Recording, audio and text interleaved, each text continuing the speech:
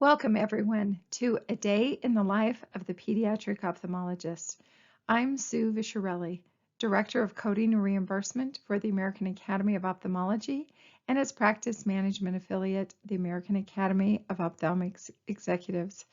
I'm so appreciative of AAPOS leadership who would make sure that even though we are not meeting in person, this important information is conveyed to you.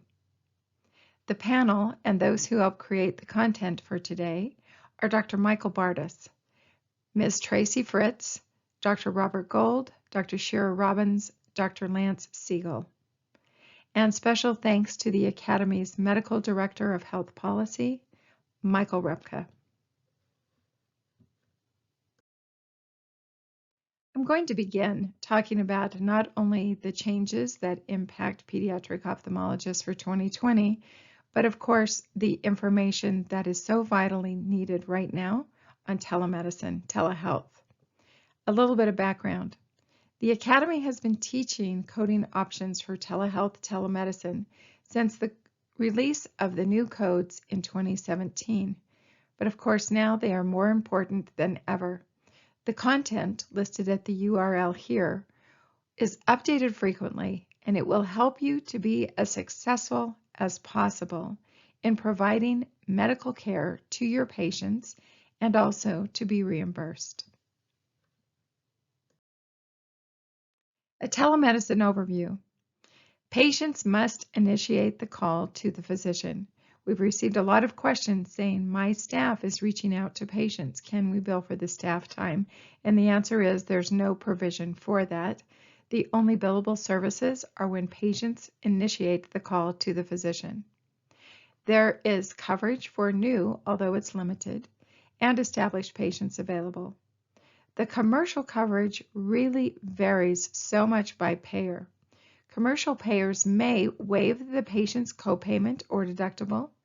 The commercial payers often will implement a time frame for coverage, such as 90 days from the initiation of their coverage or an end date to mid-June 2020, for example. The Center for Medicare and Medicaid Services has given Medicaid programs permission to allow coverage. Also good news. But in all cases, the patient must be informed that a charge will be submitted to insurance. What about Hipaa? The HHS Office for Civil Rights has posted that it will not impose penalties on physicians who use telehealth in the event of a non-compliance with regulatory requirements under Hipaa if the platform used is not public-facing. The next bullet point goes over non-public facing remote communication products and everything that is listed there. Who can submit claims? The rules apply to MDs, DOs, and ODs. There are a different set of codes for physician assistants and nurse practitioners, or those who are licensed to practice medicine. What about ROP exams? They are coded as usual. Staff phone support is imperative. Staff should research the practice's top 5 commercial payer policies on the website to determine the unique coverage during this time, and that information should be put into a spreadsheet and updated often, as of course commercial payers as well as Medicare are updating their policies and coverage often. Next, staff should notify the parent or the patient that there will be a charge to insurance for the telemedicine visit. Staff should confirm the insurance. Staff needs to obtain the very best phone number, or is it possible for email communication, or does the patient have access to approved platforms that are available for telemedicine face-to-face encounter? If staff will do all of this, it will make it so much easier for you to pick the choices that work best for the patient or the patient's family and for you. And then staff needs to notify the parent or the patient when the physician will be in contact with them based on the communication options. So we are making the best use of our time. What about liability? Dr. Gold, with his affiliation with OMIC, I know has shared with you details. But in summary, best practice is to obtain consent and remind patients this communication is not the same as a face-to-face exam with the appropriate legal verbiage. For example, your documentation might state, patient initiated a request for care and consented to care by phone.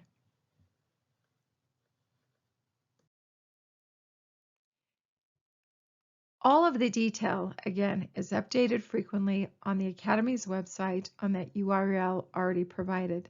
But these next two slides are just an overview of our options for CPT codes.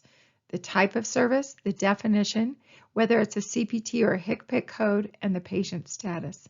So let's begin with telemedicine visits face-to-face. The definition is real-time audio and video. So it is as if the patient is in the practice with you. The CPT code family are 99201 to 99205 for new patients, but most level of exams will reach a level 2 or a 3. You are somewhat limited with depending upon the number of elements of the exam you can perform. For established patient, of course, because it's physician work, it will be 99212 to 99215. Most of the visits reported will be either a 99212 or the 99213. Now for this, the place of service is 2, which indicates to the payer this is telemedicine. So you have a way to bill for new and established patients. The next opportunity is telephone. This is a phone call again with the MD, the DO, or the OD, not with staff that isn't licensed to practice medicine. Family of codes 99441, 99443. The coverage varies by insurance, and this is for established patients only.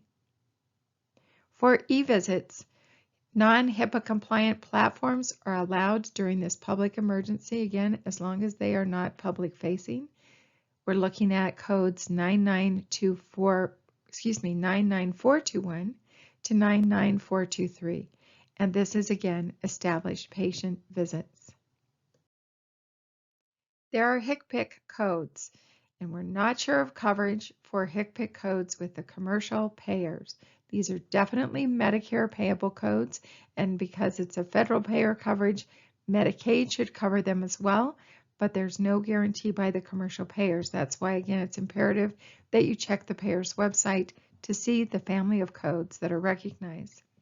The type of service for G2012 is a virtual check-in, where the physician has a 5 to 10 minutes to decide whether an office visit or other service is needed. Now, of course, if this office visit leads to an exam, within 24 hours or the next available visit, then the virtual check-in is not separately billable. Another virtual review is a review of previously recorded video or image taken by the patient. Sometimes photographs speak volumes to you, and so it's important if the patient can send you this photo and you review it, you would submit G2010. If you then have a virtual check-in, you may also report G2012 for these established patients. Again, coverage, it's a Medicare coverage benefit. The commercial plans all vary. Now we're leaving telemedicine, telehealth, and moving on to our prepared course content, which will begin with examination documentation options. In 2020, we have 4 families of exam code options to use. The iVisit codes that were established in 1983, 92002 and 92004, or for the established patient visits, 92012 and 92014. Our second option are the E&M office-based requirements that were established in 1997. So 99201 to 205 for new patients, the tech code 99211 to 99215 for established patient visits. We also have evaluation and management services when the physician leaves the practice and sees patients in the hospital or in the emergency department. And our fourth option is we have consultation codes for those commercial plans that still recognize them, 99241 to 99245. So in normal time, not in crisis time, we have 4 families of exam codes from which to choose. In 2021, we will still have 4 families of exam codes from which to choose, but there will be some changes, and that's what we're going to learn about in this session. iVisit codes. Whether new or established, there are no changes to the current requirements, and the current requirements are detailed in the appendix items that has a checklist for new and established patients, intermediate or comprehensive. So those fact sheets or checklists in the back of your appendix are important not only to educate you, but to educate any auditor that may be auditing you and doesn't know how to audit an iVisit code, and so they erroneously apply the E&M criteria. So again, very important use for those checklists for the iVisit codes. Our second option are the E&M office-based codes, but beginning January 2021, and at this point there's no thought to think that won't be the date, that these codes will now be based on time or medical decision making, not the elements of history and exam and medical decision making, but solely based on time or medical decision making. You'll notice for the new patient exam, 99201 is missing. That's because it will be deleted. Option number 3 are E&M codes out of the office. Again, the documentation requirements will not change when you do your ROP exams or your emergency department visits. And the fourth option, consultation codes for the commercial plans that still recognize them. The documentation requirement changes will be unknown. The big motivator for this, CMS will not make changes to a code family they no longer recognize as valid. So not sure what the commercial plans will do with the consultation codes, if anything. The exam requirements, as I mentioned, when the physician leaves the practice will be the same. So when the place of service is other than office, which is place of service of 11 for most of you, and those who are in a teaching institution, if you're affiliated with a hospital, then your place of service may be 22. E&M documentation requirements will not change when the physician should go to an assisted living, the emergency department, the skilled nursing facility, or the nursing home. Now let's back up to place of service 21, which is the hospital inpatient services. Remember, when the physician goes to the hospital, you code that place of service 21, and you code from that family of codes. When that inpatient patient comes to your practice, because that's where you have your ophthalmic equipment, you still code place of service 21, and you still code from the family of codes from hospital inpatient services. A patient who is inpatient cannot have an outpatient encounter. So it's really important to recognize that when the physician leaves the practice, or if that inpatient patient comes to you, the E&M documentation requirements will not change for January 1st, 2021. They'll remain the same as they are now. Let's jump to the bottom line of when you will decide how to determine which of the 4 options should be reported. Number 1, there are 9 scenarios where an iVisit code can't be billed. They are detailed in the back of your workbook. under a Savvy Coder column. Number 2, you'll determine the place of service if it's not your office or hospital-based office. Number 3, does the commercial payer still recognize that consult code family? And number 4, you will look at the allowable of both the E&M and the iVisit code for each payer. The federal government has announced a significant increase to E&M office-based codes. Will there be a similar increase to the iVisit codes? Probably not. And I'm sure you're all aware that the Academy is working with the coalition to make sure that those post-op visits that are built into the surgery also receive that same increase in reimbursement.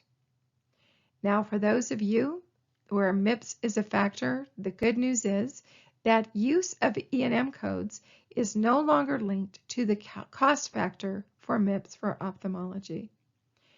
When will we know about these changes? Well, CMS will publish their fee schedule November of this year.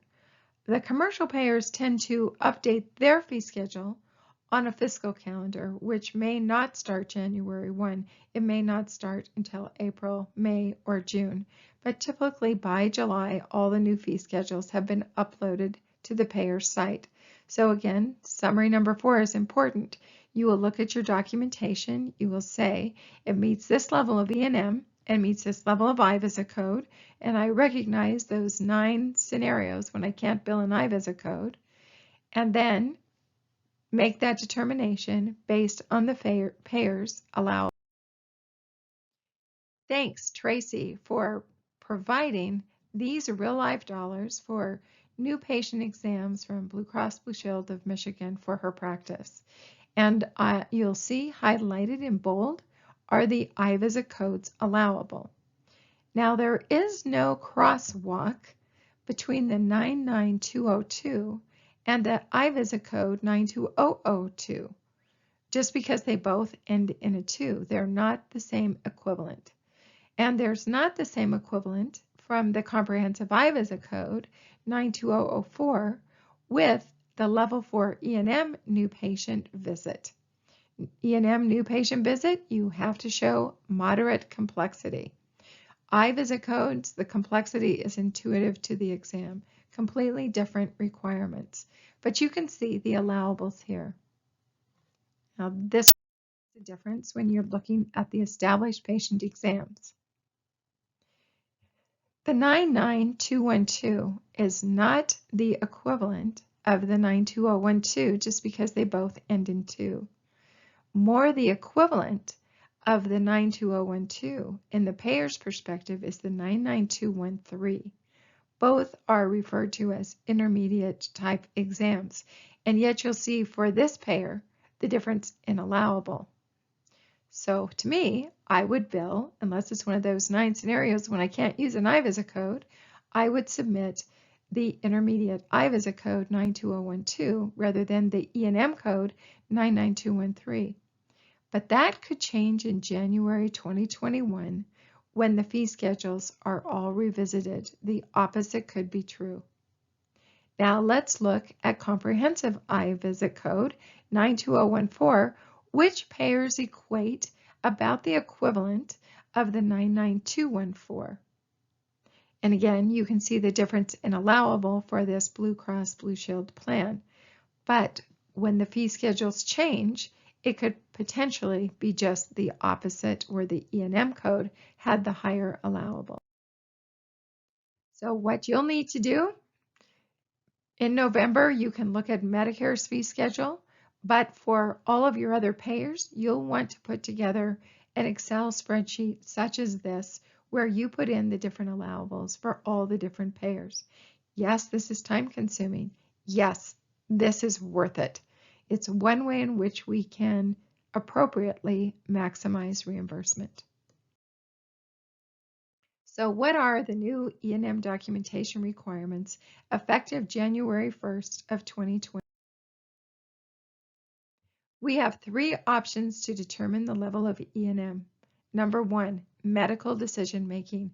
Most of you will use medical decision making the majority of your time. Number 2, time. Time and its physician time on the date of the encounter. Number 3, if you have exceeded a level 5 new or established patient encounter and you are still spending more time with the patient, you can bill prolonged services in addition to time. Let's begin with medical decision making because this will be the factor that you will use most often. For all E&M codes, no matter the place of service, hopefully beginning January 1st, 2021, and there could be a delay, but I hope there is not because these are much needed changes. Medical decision making. There are modifications to the current criteria. Using the table of risk as a foundation, the new definition will continue the 3 medical decision-making components. However, they've cleaned up the language a bit and they've given better examples. Now, why did I highlight CMS table of risk? We do have those that have created their own table of risk for ophthalmology. That's opinion, that doesn't make it policy. So I would encourage you not to reference those because they're not approved by anybody in authority. Now, this medical decision making again applies to MDs, DOs, and ODs. Also, qualified healthcare professionals. There are those who are licensed to practice medicine, such as a PA or a nurse practitioner. They are not our technicians. They're not orthoptists, whether certified or not, and they are not licensed opticians. On the left-hand column is the way medical decision-making is now and the way it has been since 1997. On the right-hand column is medical decision-making, and that which is in bold is the new language. That's where we're going to focus today. So we have these 3 parts: number and complexity of problems addressed at the encounter, amount and/or complexity of data to be reviewed and analyzed, and lastly, risk of complications and/or morbidity or mortality of patient management. So 3 different categories by which we will look at the chart documentation and see where it fits. More detail. Number 1, the number and complexity of problems addressed at the encounter. The majority of your encounters will be either low or moderate. Recognizing if it's less than low, it will be minimal, and if it's more than moderate, it will be high. But of the first steps, let's focus on what's required for low and for moderate. In this first section, remember this is 1 of 3. When you look at your documentation, and it only applies to your impression and plan, do we have 2 or more self-limited or minor problems, or 1 stable chronic illness, or an acute uncomplicated illness or injury? Now, if it's more than that, we'll move to the moderate column. Does your documentation support 1 or more chronic illnesses with exacerbation, progression, or side effects of treatment, or 2 or more stable chronic illnesses, or 1 undiagnosed new problem with uncertain prognosis, or 1 acute illness with systemic symptoms, or 1 acute complicated injury? That's what you need to know for the first part. And again, if it's more than moderate, then you would move to the high column. The documentation requirements are the same, whether it's a new or established patient. The second of the 3 components is the amount and/or complexity of data to be reviewed and analyzed. Let's begin with 99203 and 99213, or limited. For this, you must qualify, your documentation must support 1 of the 2 categories. Category 1, tests and documents from the following 3 bullets. Did you review prior external notes from each unique source? Did you review of the results of each unique test? Or did you order each unique test? So to qualify there, you need to have 2 from those 3 bullets. If you don't have that, you can look at category 2, assessment requiring an independent historian. Now, if you've got more than that, move into the moderate category. For moderate, there are 3 categories. Our documentation must support one of the 3 categories. Let's begin with category 1, tests and documents or independent historian, 3 from the following: review of prior external notes from each unique source, review of the result from each unique test, ordering of each unique test, assessment requiring an independent historian, or category 2, independent interpretation of tests, independent interpretation of a test performed by another physician or physician extender who's licensed to practice medicine that is not separately reported, or a discussion of management or test interpretation with external physician or a non-physician who is licensed to practice medicine that isn't separately reported. A little more detail about this. In ophthalmology, there are a plethora of tests. When you count tests, one that you ordered or performed yourself or provided the interpretation and report, it does not have to be a test with a CPT code. And there's an endless list of tests that you perform that don't have a CPT code. Now, category 2 and category 3 talked about not separately reported. When the payer recognizes for a test that can be delegated a professional or technical component, sometimes ophthalmologists are asked to review a visual field, to review a photo, to review some material from a test.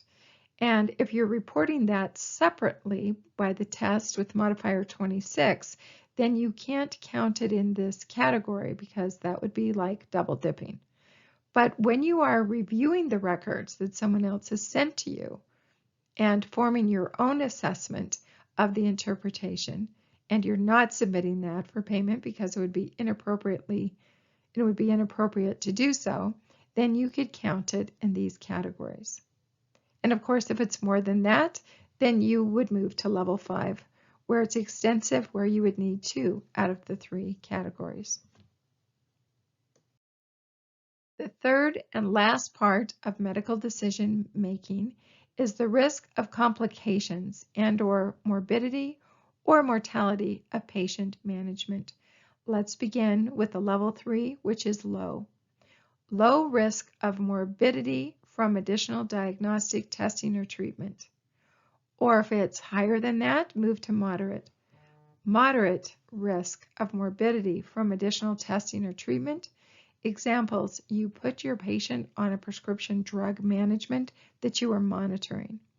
Next, decision regarding minor surgery with identified risk factors or procedure risk factors, or if you are scheduling any elective major surgery without identified risk factors or procedure risk factors. So again, this is any major surgery automatically falls into this category. Then the diagnosis or treatment significantly limited by social determinants of health. Now, if it is if it's urgent surgery, then you would move into high. So there you can see the difference. This slide, which is most important, is the final medical decision-making table. This is where you will look at your documentation, that you have identified the number and/or complexity of problems addressed at the encounter, where you have identified the level for amount and/or complexity of data to be reviewed and analyzed, and lastly, where you have documented the risk of complications and/or morbidity or mortality of the patient management. You need to have met 2 of the 3 levels of medical decision making. So you have to have 2 circles in the same column in order to qualify for this particular level. The following 3 and this slides are in larger font and included in your appendix, so it can be an ongoing resource for you. Our next step is to take it through an actual case to see how you would code it and to see how our auditors coded it. Here's the first patient of some clinical examples that were shared by those on our panel. Our hope was to have a lively discussion at the time of presentation, but since I'm the only one here, I did send these examples out to 2 other pediatric ophthalmologists and a pediatric staff person for them to see what they determined to be the appropriate level of E&M based on this new criteria. They all came back with the same outcome, but a couple of them arrived at it in a little different way. So let's go through this. Patient number 1 is a new patient who's a 2.5-year-old. We're cutting right to the impression and plan. The reason is, remember that you will perform a medically necessary exam and a medically necessary history, but they don't factor in to the level of E&M code selection beginning January 1st, 2021. So let's begin again. Impression and plan. This is a patient with accommodative esotropia versus non-refractive accommodative esotropia. The physician's thinking is highlighted in the next bullet. The diagnostic procedures are sensory motor exam and a cycloplegic refraction. The management options are that the patient should wear the full hyperopic spectacle lens correction for full-time wear and then return after they've been wearing glasses for a month. An additional reassessment will be made. So based on the content of this slide, let's review, first of all, the number and complexity of problems addressed at the encounter. All 3 of our auditors picked moderate for either 1 or more chronic illnesses with exacerbation, progression, or side effects of treatment, or 1 undiagnosed new problem with uncertain prognosis. So it doesn't matter what they picked in the column that they felt best met. The factor is everyone agreed this was moderate for the first of 3. For the second of 3, under amount and or complexity of data to be reviewed, the auditors selected limited, or the equivalent of the 99203 for the new patient of exam. And lastly, for the third part of the risk of complications and or morbidity or mortality of patient management, all 3 selected this is low risk. Now, when this patient goes to surgery, if this patient eventually ends up going to surgery, of course, that automatically qualifies as overall moderate risk. So if we look at our levels of final medical decision making, we have 1 in the moderate column and 2 in the low column. And since you need 2 out of the 3 to be in the same column, the final came up that this is a 99203 for the new patient. You would perform a medically appropriate exam, and here are all 12 elements of the exam. Now, was this patient dilated? Yes, but is dilation required beginning January 1st of 2021? Completely at the physician's discretion. So are the elements of the exam that the physician feels are medically necessary to perform. So another paradigm shift. Staff that assist the physician, we always just kind of go in and do the routine workup that we normally do.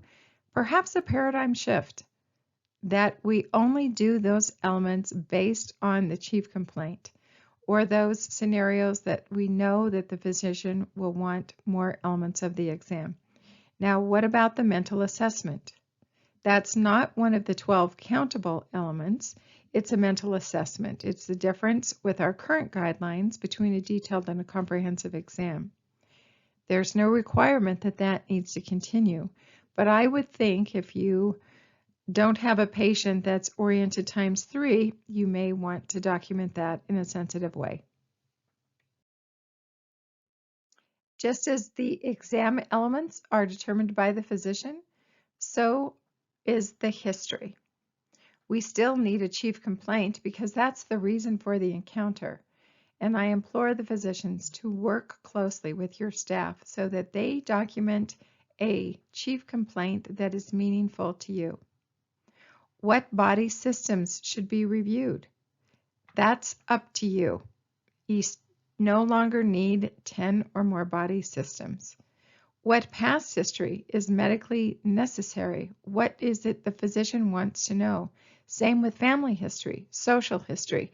Just don't forget that when you're participating with MIPS, some of those components meet the quality measures, so make sure they continue to be documented. But again, we need to rethink the way we're doing the history because it's not the countable elements that qualify anymore for medical decision making.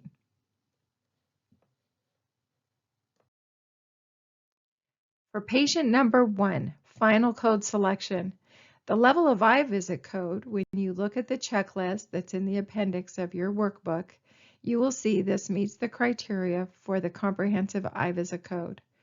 It also meets the criteria for the E&M code. Obviously, we have a refraction also performed and sensory motor exam. And then you will go through those steps to determine which claim you're going to submit. Is it one of the 9 indications when you can't submit an eye visit code? Or if you can't submit an eye visit code or an E&M code, which one will you submit? You'll know it by looking at the RVUs or the actual allowable amounts from the payer after they've updated their fee schedules for 2021.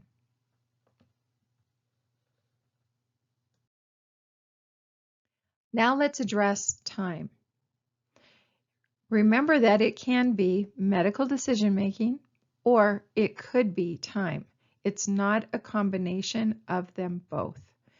Time again for office and other outpatient E&M services. This is place of service 11 and 22. Here are the details about time. Time from 1997 to 2020. In the left-hand column, we're going to focus on time for 2021. Time may be used to select a code level in the office or other outpatient services. So again, this is place of service 11 or 22. Whether or not counseling and/or coordination of care dominates the service, because now time may be used only for selecting the level of service when counseling and/or coordination of care dominates the service. There doesn't have to be elements of the exam also performed. It's solely based on time. And not only is it just time, it's total time on the date of the encounter. Now, if you have physician assistant or a nurse practitioner in your office and they are also coordinating care with this patient, it's either your time or theirs, not both of you combined. It includes face-to-face and non-face-to-face time. Time spent by those of us that are well-trained, technicians and scribes and orthoptists, is not included. Any of the activities listed on this sheet are included as part of time when it happens on the date of the encounter. When you prepare to see the patient, for example, you review tests by the referring source. You obtain and/or review history from someone else. You order medications, tests, or schedule procedures. You refer or communicate with another healthcare professional when that's not reported separately. When you are performing a medically necessary and appropriate examination and/or evaluation, but you don't take it through those 3 parts for medical decision making. You're just using your exam based on time. Time spent counseling and educating the patient, the family, or caregiver. Documenting clinical information in the electronic health record or other health record. and of course care coordination when it's not reported separately. So any or all of these contribute to time when they are performed on the date of service. If it has been your pattern to review records for patients you're going to see the next day, the night before, that is not calculated into time. It must be performed on the date of service. And here's the time. Here are new patient E&M codes, the time the way it is and has been, and then in the far right-hand column, total time the way that it will be. Of course, 99201 has been deleted. So if you spend 14 minutes or less with the patient, then obviously you don't want to use time as the factor because there's nothing to report. So here it is for new patient time. And this slide for established patient time. The technician code doesn't have the time component in it anymore. Also in the back of your workbook is how to code for orthoptists, techs, scribes, etc. As an FYI only, time is included in iVisit codes listed on this slide. Again, just an FYI only, isn't factored into the way you document or the way you code. Well, when you report just on using time, you need to stop and think how many work hours are in your day. If you have electronic health records, you're going to have timestamp templates for start and stop. And if you're on paper records, then you're just going to keep a note of how much time was spent and what was spent during that time. Here's patient number 2. Grandma accompanies the young patient to the visit in your office. Surgery is indicated. Mom then calls the practice and said, I want to speak in person with the surgeon and to hear firsthand treatment options for my child. No elements of the exam are performed at this encounter, but 20 minutes are spent with mom discussing treatment options, which result in informed consent for surgery. Is this a billable service in 2020? The answer is no, it is not. It's called great medical care, but it's not separately billable. But is this a billable service in 2021? And the answer is yes. 20 minutes of face-to-face time with mom discussing treatment options which resulted in informed consent qualifies as a 99213. Now, is this an iVisit code? The answer is no, because iVisit codes also require medically necessary elements of the exam be performed.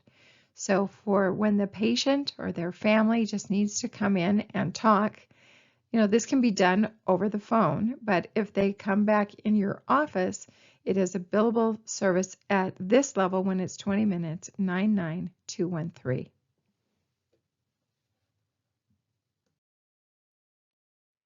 The next step is prolonged service codes. Prolonged service codes are above and beyond what you perform as part of your examination based on time.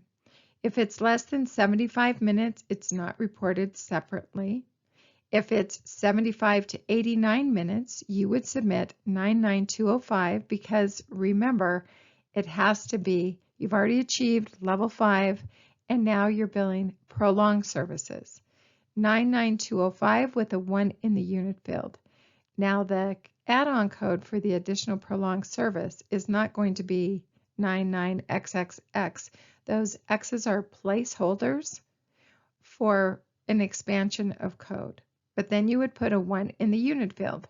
If it's 90 to 104 minutes, then of course it's 99205 with a 1 in the unit field, and then 99 new code with a 2 in the unit field. And if it's 105 or more minutes, 99205 with a 1 in the unit field, and then new code with a 3 in the unit field, or you could have a 4 in the unit field for each additional 15 minutes.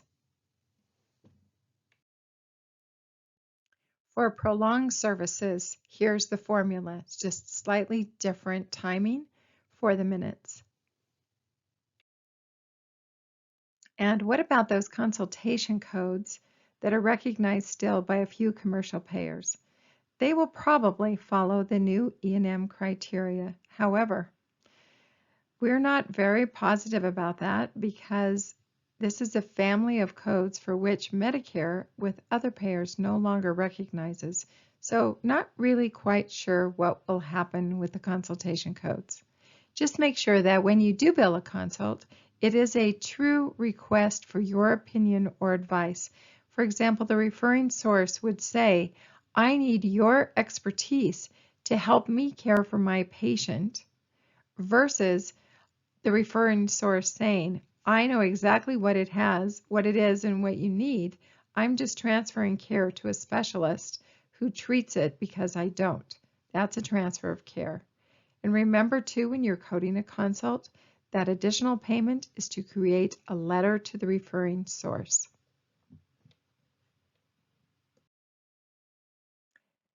Next, let's review what else you need to know about these changes. As I've mentioned earlier, elimination of 99201.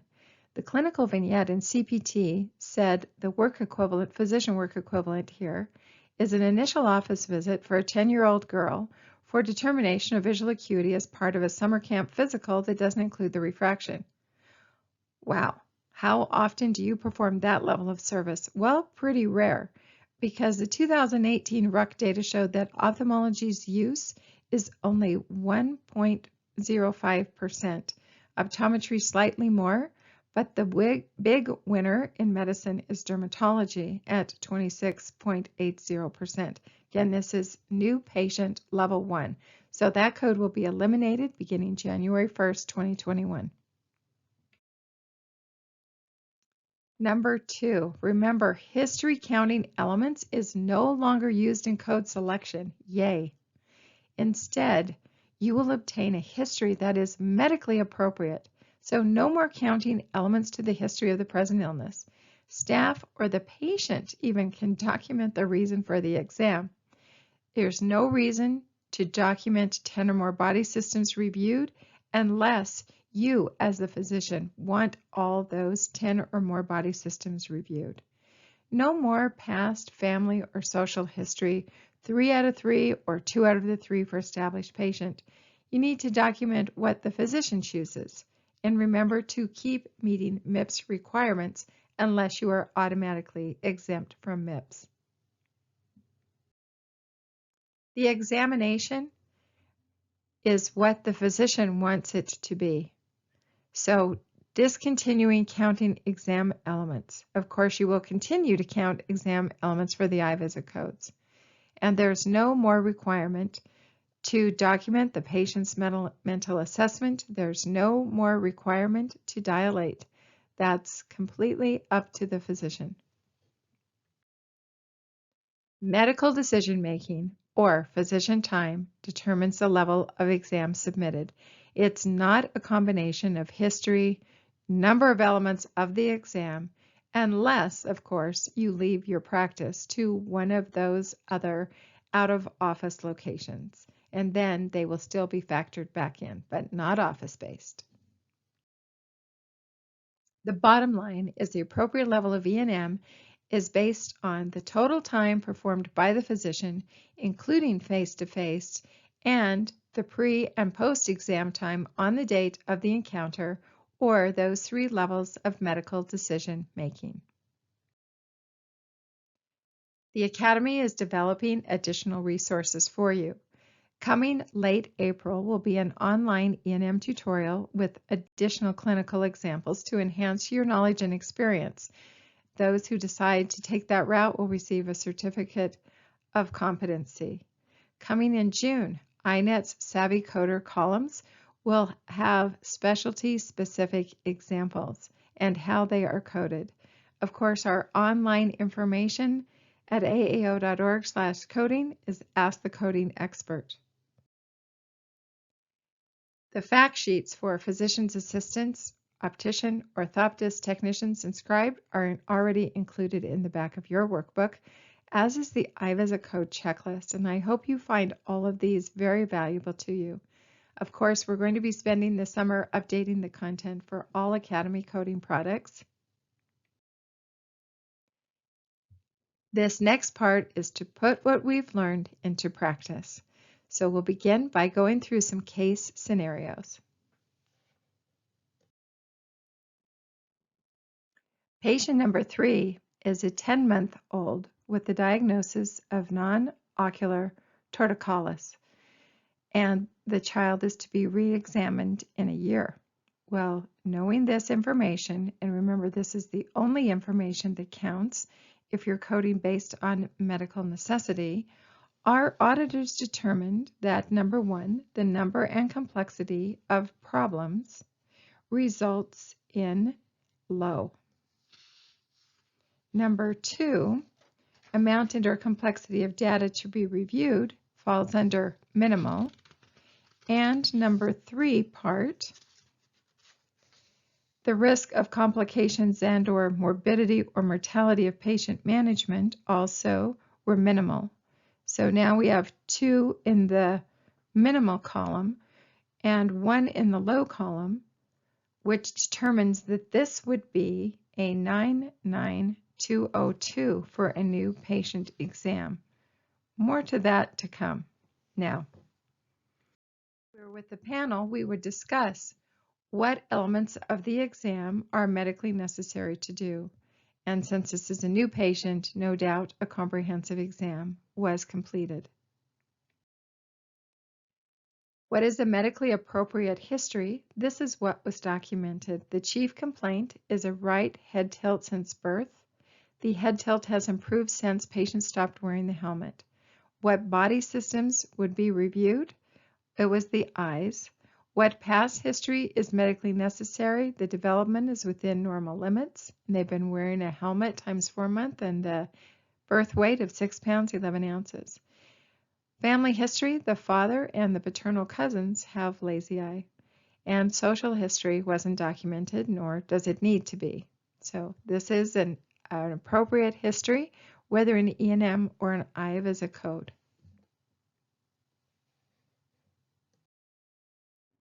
Patient number 3, final code selection. The level of eye visit code is the comprehensive new patient eye visit code. The level of E&M code based on medical decision making is a 99202. However, there was no documentation of time at this encounter. If 15 to 29 minutes were spent on the date of the encounter for this patient, it would still qualify as a 99202. However, if the physician spent 30 or more minutes, which is probably more practical, then based on time, this exam actually would be submitted based on time as a 99203. So basically, based on time, 99203, medical decision making, the 99202, and the level of eye visit code would be the comprehensive eye visit code. So this is a great patient to discuss. Patient number 4, the impression and plan. This is a 50-year-old female with thyroid eye disease and an concomitant deviation. The patient is seen by you and your orthoptist on an initial adult strabismus complete exam where all 12 elements of the exam were performed, including an extensive sensory motor exam by both you and your orthoptist.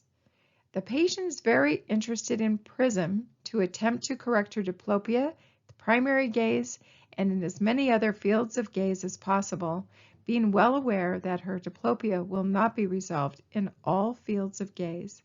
You give her a glasses prescription with PRISM and recommend that she see your orthoptist in 2 months or sooner if there are problems. The level of eye visit code this qualifies for is a 92004. This level of E&M code based on medical decision making is a 99203. But remember, you are now using PRISM, and sometimes an exam with PRISM takes much longer physician time.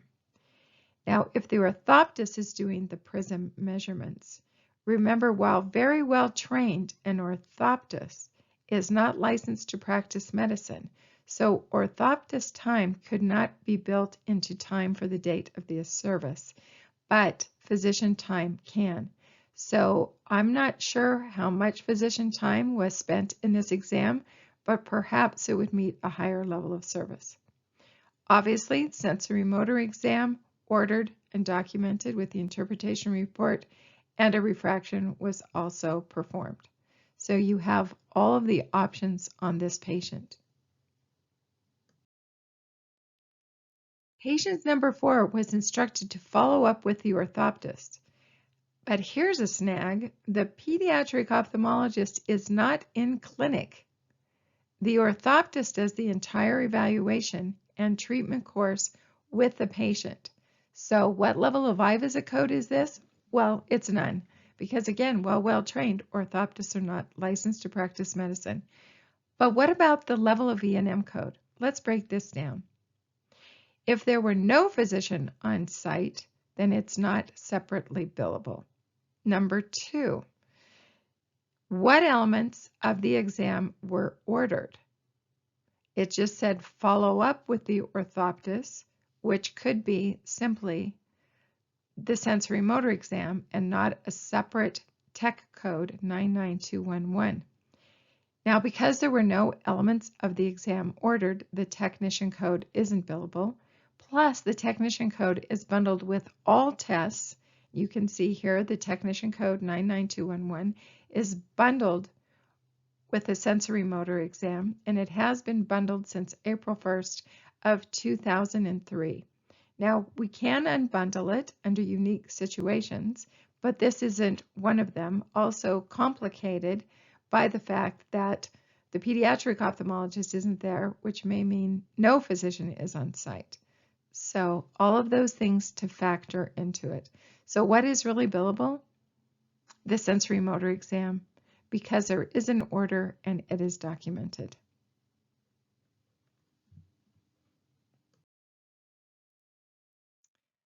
I am so grateful to our panel for carefully selecting those great test scenarios. It is rehearsal, rehearsal, rehearsal like this. It is the refinement of getting to know which elements of the exam are medically necessary, not just those that we automatically always do. It is important to improve our history-taking ability. Don't forget MIPS unless you're automatically exempt, because you still want to meet your quality measures, but otherwise it is the history that is meaningful to the physician and not a payer requirement. Remember, you have the IVISA code checklist. Remember, in the back 2 of your workbook, you have those 9 scenarios when an IVISA code can't be billed. I hope that component was of value to you. I am excited for January 1st, 2021 for a lot of reasons. I do believe that this changes with E&M is the appropriate way to go, and in fact, I personally wish it had been this way since 1997. Let's move to our next topic, hot topics. Rules of coding. Who is ultimately responsible? It's the physician. But the number 1 rule in coding is who is the payer? The documentation rules by payer. Commercial payers rarely follow Medicare's guidelines. It is imperative that we change the way we think about things.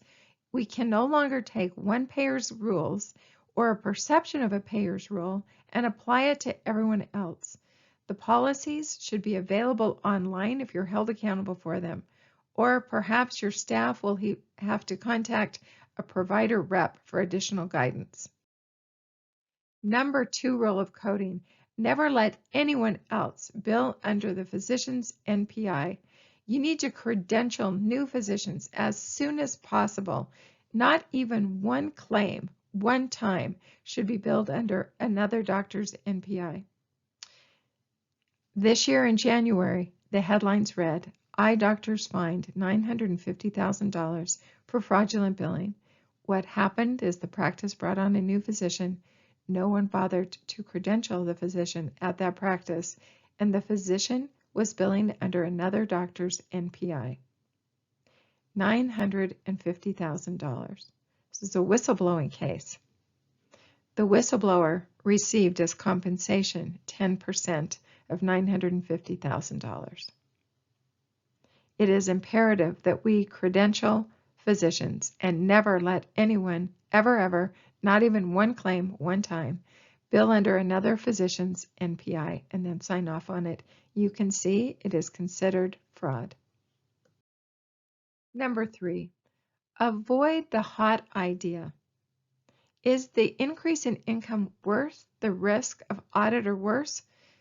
We have a problem with some defrauding not only the payer, but beneficiaries as well.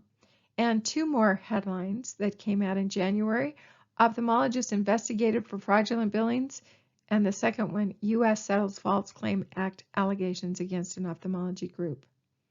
A recent audit reported is Davis Vision Special Investigation Unit investigated an ophthalmologist, at least one we know of, but could be more, for billing both medical and vision exams on the same day. You know, they did so to accommodate the patient, but you can't double dip. And so now they've undergone this special investigation. Let's move on to another big change that is impact, and that's on extended ophthalmoscopy. Why extended ophthalmoscopy was triggered? Because it was identified by the Relative Updates Committee High Utilization Review Screen. You can see the utilization there. So Cpt Code 92225 are extended and 226 were subsequent. Only difference was initial versus subsequent. The new codes were deleted by all payers beginning January 1st.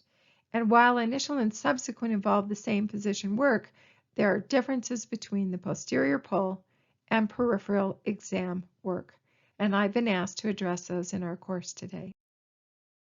So bye-bye to 92225 and 92226. And now we have a new family of codes. Now, when we have a new family of codes, of course, they have to be revalued.